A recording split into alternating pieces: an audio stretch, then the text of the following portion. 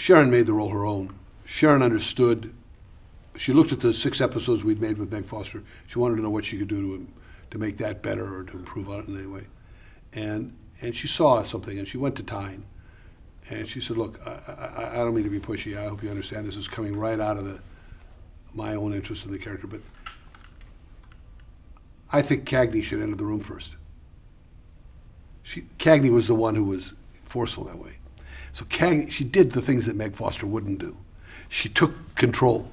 And Tyne understood the virtue of that and worked with that and allowed that, because Tyne was there first, after all, the two of them.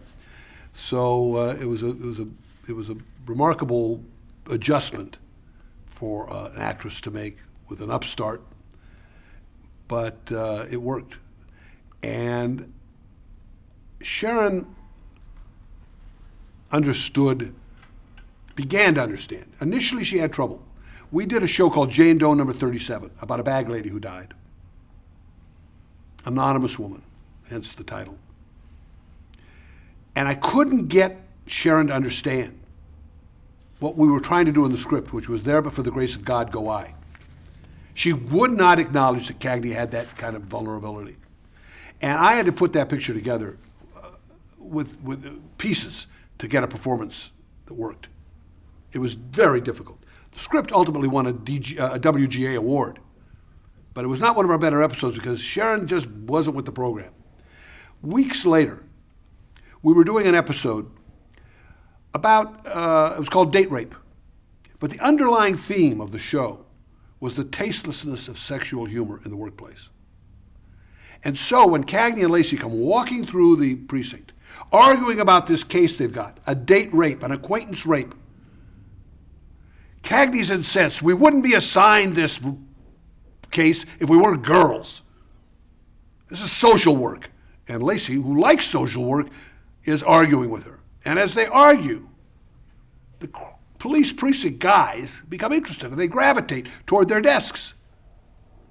And one says, yeah, you know, when a gal says, her lips say no, no, but there's yes, yes in her eyes, how's a guy supposed to know?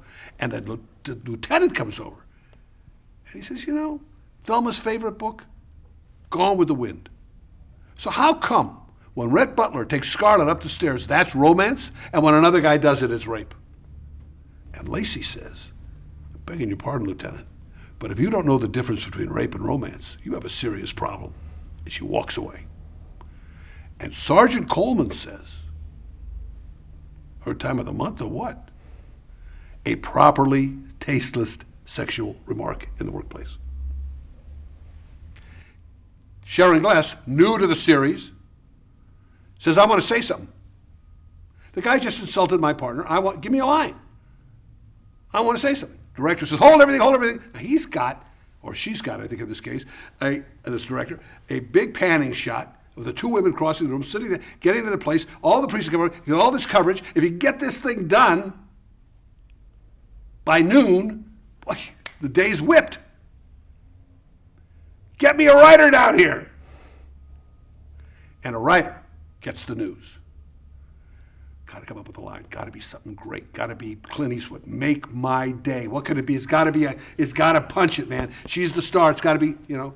They know that the production has stopped. They don't know what it costs. It's not a good thing, though. They know that. They don't want to be accused of saying, no, I'm not going to write anything, because, once again, to be unfavorably compared to William Shakespeare is something no writer needs. They're going to cooperate, except I'm on the set. I'm around. And I only know Sharon for 4 or 5 weeks. And I lean into her. And I said, you know what Cagney wants more than anything in the world? Sharon looks at me, no. She wants to be one of the boys. And so, when Coleman says, her time of the month or what, not only doesn't Cagney say anything, but I'm going to cut to a close-up of you not saying anything. So everyone will know that you want to be one of the boys. And Sharon's eyes lit up. Boy, she says, she's really a coos, isn't she? And I said, well, she's flawed. That was a major moment in the life of Cagney and Lacey. From then on, Sharon was in my office every week saying, give me another flaw. What else is wrong with her? It took us out of being Starsky and Hutch and drag. We were no longer John Wayne. We had a character on television, a leading character who was flawed, who was ambitious, who was jealous, who was ruthless, who would lie, who would do all, and you would, because it was Sharon Gless, you liked her. Sharon has that incredible quality. Tyne Daly was my inspiration.